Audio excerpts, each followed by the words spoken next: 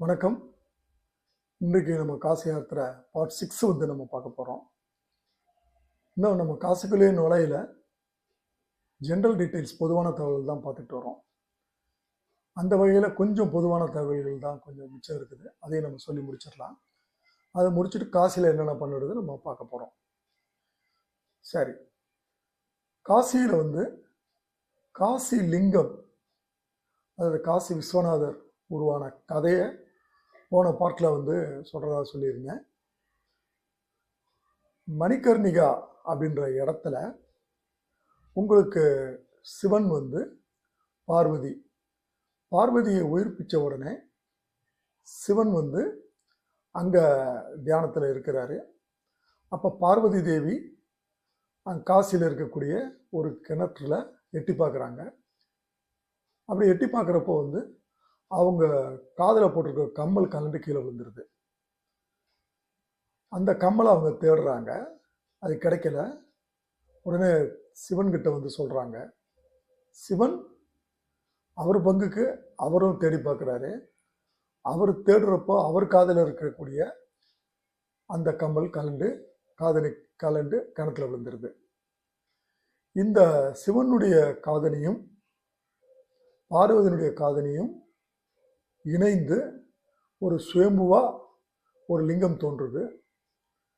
அந்த லிங்கம் தான் ஜோதிர்லிங்கம்னு சொல்லப்படுற காசி விஸ்வநாதர் லிங்கம். இந்த காசி விஸ்வநாதர் லிங்கத்தை பற்றி நம்ம பேசுகிறப்போ வந்து ரெண்டு பேரை நம்ம முக்கியமாக ஞாபகம் வச்சுக்கணும். ஒன்று வந்து ராணி அகல்யா பாய், இன்னொன்று ராஜா மான்சிங். ராணி அகல்பாய்க்கு ஒரு சிலை நீங்கள் காசி விஸ்வநாதர் கோயிலுக்கு போகிறப்போ கோயிலுக்கு முன்னால் வச்சுருக்குறாங்க.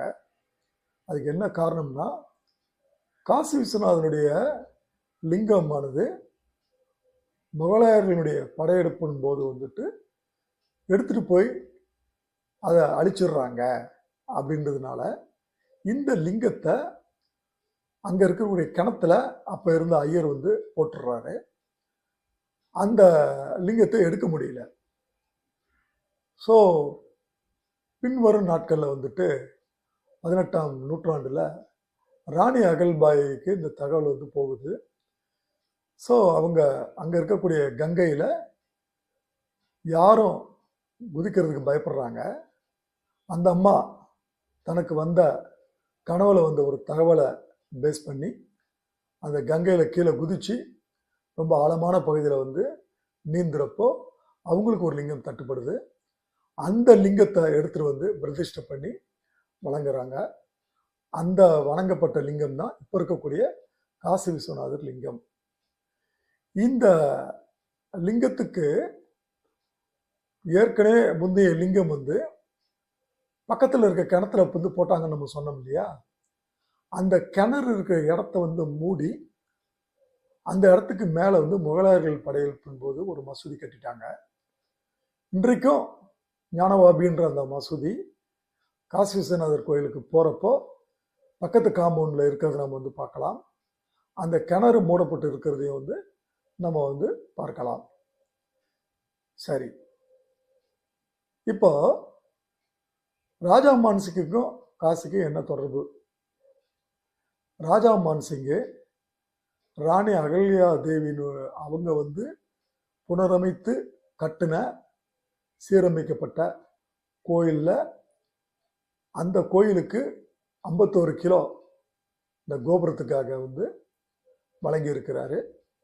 ஸோ அதனால் ராஜா மான்சிங் வந்து காசியினுடைய கோயிலை கோபுரத்தை தங்கமாக மாற்றினதில் அவருக்கு ஒரு பங்கு இருக்குது. காசியில் நம்ம ஏற்கனவே சொன்ன மாதிரி பனாரஸ் யூனிவர்சிட்டி நம்ம வந்து சொன்னோம், இந்து யூனிவர்சிட்டி. இந்த இந்து யூனிவர்சிட்டியை பற்றி ஒரு சுவாரஸ்யமான தகவல். இந்த இந்து யூனிவர்சிட்டியை வந்து ஆரம்பிக்கிறதுக்கு மதன் மோகன் மாளவியா பண்டிட் அவர் வந்து அப்போ இருக்கக்கூடிய காசி மகாராஜா கிட்ட போய் நிதி உதவி கேட்குறாரு. அப்போ காசி மகாராஜா அவரை வந்து வெளியே போக சொல்கிறாரு எரிச்சலாகி.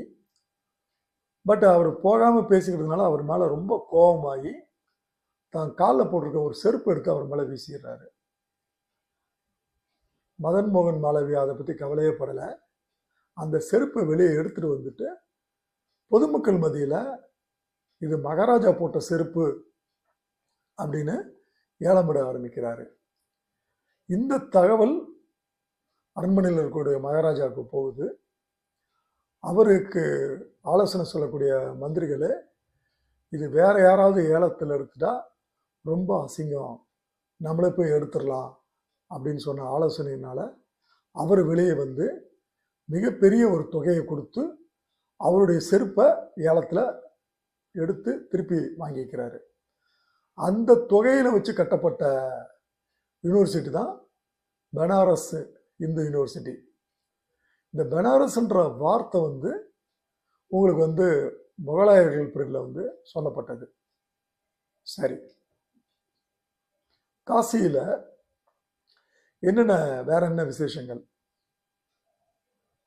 காசியில் உங்களுக்கு பால் பொருட்கள், டைரி ப்ராடக்ட்ஸு ரொம்ப ஃபேமஸ்ஸு. பால்கோவா, பால் பேடான்னு சொல்லுவாங்க, அது ரொம்ப ஃபேமஸ்ஸு. பால், சாட் ஐட்டங்கள், சாட் பண்டர், காசி சாட் பண்டர்னு சொல்லிட்டு ஏகப்பட்ட இடங்களை ஓப்பன் பண்ணியிருக்கிறாங்க. அந்த சாட் பண்டர் வந்து அங்கே வந்து சமோசா, சென்னை மசாலா எல்லாம் தாராளமாக வந்து வாங்கி சாப்பிடலாம். பால், டீ ரொம்ப ஃபேமஸ்ஸு. காசிக்கு போகிறவங்க அதை மறக்காமல் வந்து சாப்பிட்டுட்டு வந்துடலாம். ஸோ இது எல்லாமே வந்து காசிக்கு போகிறவங்க வந்து தாராளமாக வந்து இதை சாப்பிட்டு பார்த்தா அதனுடைய ருசிக்கும் நம்ம நாட்டில் இருக்கிற ருசிக்கும் நல்லாவே வித்தியாசம் தெரியும். காசியில் இன்னொன்று ஃபேமஸானது வந்து பீடா ரொம்ப ஃபேமஸ்ஸு. காசி பீடா ரொம்ப ஃபேமஸ். அதே மாதிரி காசி தெருக்கள்லாம் எல்லாம் ரொம்ப குறுகலாக இருக்குங்க. ஒரு ஆள் 2 ஆள் போகக்கூடிய தெருவில் 2 வீலரும் ஓட்டிக்கிட்டு போகிறாங்க. மாடும் இருக்கும், நாயும் இருக்கும். அந்த தெருவிலே ஒரு டிஃபன் ஸ்டால் இருக்கும், அங்கேயே வந்து இட்லி தோசை எல்லாம் விற்றுக்கிட்டு இருப்பாங்க. குறுகலான அந்த தெருக்கள் வழியாக வந்து நடந்து போகிறதே ஒரு ஒரு சவாலாக இருக்கும், சேலஞ்சிங்காக இருக்கும். நமக்கும் பார்க்கறதுக்கு வந்து சுற்றி 2 பக்கமும் கடைகள் இருக்கும்.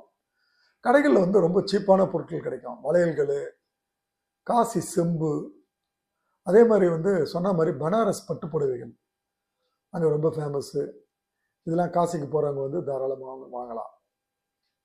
சரி, இப்போ நம்ம ஆக்சுவல் காசிக்கு யாத்திரையினுடைய பகுதியை இங்கிருந்து நம்ம ஆரம்பிக்கிறோம். காசிக்கு போகிறவங்க முதல்ல காசியினுடைய காவல் தெய்வம் நம்ம சொன்ன மாதிரி கால பைரவர் இருக்காரு. காசி நகரில் நுழையிறவங்க யாராக இருந்தாலும் அந்த கால பைரவரை வந்து அவர்கிட்ட அனுமதி வாங்கி அவரை வணங்கி அவருடைய அனுமதி பெற்று தான் காசிக்குள்ள வந்து நுழையணும். காசி கோயிலுக்கு போகிறவங்க முதல்ல வணங்க வேண்டி தெய்வம் வந்து காலபைரவர். இந்த காலபைரவர் கோயில் வந்துட்டு கூட்டம் எக்கச்சக்கமாக இருக்கும். காலையில் 4:30 மணிக்கு நம்ம போனாதான் தரிசனம் வந்து அரை மணி நேரம் இல்லை அதிகபட்சம் 1 மணி நேரத்தில் முடிச்சிடலாம். அதற்கு பின்னால் நீங்கள் போய் லைனில் நின்னீங்கன்னா அந்த தரிசனத்தை முடிக்கிறதுக்கு ஏறத்தாழ வந்து ஒரு 1/2 நாள் செலவாயிடும். ஸோ நாங்கள் போகிறப்போ வந்து காலையில் 3 மணிக்கு எழுந்திரிச்சு 4 மணிக்கு போய் லைனில் நின்னோம். அப்போவே நீங்கள் ஆயிரக்கணக்கான பேர் இருந்தாங்க. ஸோ இந்த காலபைரவரில் கோயிலில் ஒரு விசேஷம் என்னென்னா, காசியில் தண்டம் நம்ம ஏற்கனவே வந்து பார்த்தோம், அது இங்கே தான் செய்கிறாங்க. உள்ள வந்து காசி கயிறு அப்படின்னு நம்ம வந்து சொல்கிறோம் இல்லையா, இந்த காசி கயிறு வந்து நீங்கள் வாங்கக்கூடிய இடம். காசி கயிறு காசியில் எல்லா இடத்துலையும் விற்கிறாங்க. பட்டு காசி கயிறை சாம்பிராணி புடம் போட்டு காலபைரவர் சன்னதியில் வச்சு வழிபட்டு விற்கிற ஒரே இடம் வந்து காலபைரவர் கோயிலுக்குள்ளே சன்னிதானத்துக்குள்ளே இருக்கக்கூடிய கடைகள். அங்கே ஒரு 10-15 கடைகள் இருக்குது. அந்த கடைகளில் வந்து காசி கயிறு வாங்குறது தான் வந்து ரொம்ப சிறந்ததுன்னு உங்களுக்கு இந்த நேரத்தில் சொல்லிக்கிறேன். இந்த காசி கயிறு வந்து ஒரு கயிறு ₹1, ஒரு 50 கயிறு நீங்கள் வாங்கினீங்கன்னா எல்லா கலர்லையும் இருக்குது. நீங்கள் அங்கே இருக்கக்கூடிய அந்த பண்டான்னு சொல்லக்கூடிய அந்த கடையில் இருக்கிறவர்கிட்ட போயிட்டு நம்ம வணங்கின உடனே பணத்தை கொடுத்து அடுத்த செகண்ட் பணத்தை வாங்கிக்கிட்டு ஒரு பெரிய பெரம்பு எடுத்து நம்ம முதுகில் ஓங்கி ஒரு தட்டு தட்டுவார், சில மந்திரங்களை சொல்லி. அதற்கு பிறகு கயிறை நம்ம வந்து கட்டி விடுவார். ஒரு முக்கியமான விஷயத்தை ஞாபகம் வச்சுங்க, காலபைரவர் கோயிலில் உங்களுக்கு உள்ளேயே வந்து நவகிரக சன்னதியும் இருக்குது. மறக்காமல் காலபைரவர் கோயிலை வலம் வந்துட்டு உள்ளே இருக்கிற நவகிரக சன்னதியில் அங்கேயே நல்லெண்ணெய் விற்கிறாங்க. அங்கே எள்ளு தீபம் போடுறதுக்கு மறந்துடாதீங்க. சரி, காலபைரவரை வந்து நம்ம வந்து கும்பிட்டாச்சு. அடுத்து நம்ம போகக்கூடிய இடம் என்ன? வேற எங்க? நேராக நம்ம கங்கை அங்கே தான் வந்து நம்ம போகணும். நான் ஏற்கனவே சொல்லியிருக்கிறேன், காசியில் ஓடுற கங்கை வந்து அது கங்கைன்னு சொல்லலாமா அப்படின்றது வந்து அப்படி சொல்ல முடியாது. ஏன்னா வாரணாசின்ற பேர் காரணம் சொல்கிறப்போ வர்ணே அசி 2 நதிகள் சேர்ந்த இடம் தான் வாரணாசின்னு சொன்னாங்கன்றது நாம் ஏற்கனவே பார்த்துருக்குறோம். இந்த கங்கையில் 64 படித்துறைகள் அப்படின்னு சொன்னாலும் இப்போதைக்கு வழக்கில் இருக்கிறது 51 படித்துறைகள் தான். அதில் நம்ம குளிக்கிறதுக்கு உகந்த படித்துறைகள் நீங்கள் பார்த்தீங்கன்னா தஸ் அஸ்வமேத காட்டுன்னு ஒரு படித்துறை, அனுமன் காட்டு, அசி காட்டு, இந்த 3 காட்டு தான். இந்த தஸ் அஸ்வமேத காட்டுன்ற பேர் காரணம் எப்படி வந்ததுன்னா, பிரம்மன் அஸ்வமேத யாகங்கள் 10 அஸ்வமேத யாகங்களை இந்த கரையில தான் செஞ்சாரு அப்படின்ற ஒரு ஐதீகம் இருக்குது. எனவே இந்த 3 காட்டில் ஏதாவது ஒரு காட்டை நம்ம தேர்ந்தெடுத்து நம்ம அங்கே இருக்கக்கூடிய கங்கையில் கிழக்கு பார்த்து நின்று ஓம் நமச்சிவாயான்னு ஒரு 3 தடவை சொல்லி 3 தடவை முங்கி எந்திரிச்சு ஒரு தடையும் நம்ம எந்திரிக்கிறப்போ நம்ம கையில் 2 கையும் வச்சு கங்கை நீரை அள்ளி நம்மளுடைய முன்னோர்களை நினைச்சு அது தர்ப்பணம் கொடுக்குற மாதிரி கங்கை நீரில் திருப்பி விடணும். இங்கே வந்து நான் உங்களுக்கு ஒரு டிப்ஸ் வந்து நம்ம சொல்கிறேன் நம்ம நேயர்களுக்கு.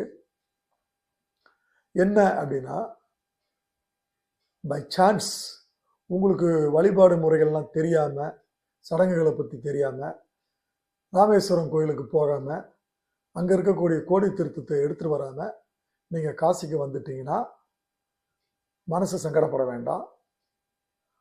அந்த படித்துறைக்கு போகிற வழியில் ஏகப்பட்ட கடைகள் வந்து பாத்திர கடைகள் வந்து இருக்குது. அதில் ஒரு செம்பு வாங்கிக்கிங்க, வெண்கல செம்பு வந்து விற்கிறாங்க. அது 200 ரூபாயிலேருந்து 250 ரூபாய் வரைக்கும் தான் வருது. அதை நீங்கள் வாங்கிக்கிட்டு அந்த கங்கையில் இருக்கக்கூடிய நீரை நீங்கள் எடுத்துக்கிட்டு அந்த நீரை காசி விஸ்வநாதருக்கு அபிஷேகமாக நீங்கள் எடுத்துகிட்டு போகலாம். கோடி தீர்த்தம் எடுத்துகிட்டு வர மறந்த நம்ம நேயர்கள் வந்து இதை ஞாபகத்தில் வச்சுக்கோங்க. சரி, இப்போ நம்ம போட்டுக்கிட்டு இருக்கக்கூடிய துணிகளை நம்ம கங்கையில் மூழ்கி எழுந்தது பிறகு அங்கேயே போடுறதுக்கு பெரிய பெரிய கண்டெய்னர்ஸ் வச்சுருக்குறாங்க. அதில் நம்ம எடுத்து போட்டுட்டு நம்ம அங்கே ட்ரெஸ் சேஞ்ச் பண்ணிக்கிட்டு அடுத்து நம்ம போக வேண்டிய கோயில் என்ன கோயில், இதை நம்ம அடுத்த பார்ட்டில் நம்ம பார்ப்போம்.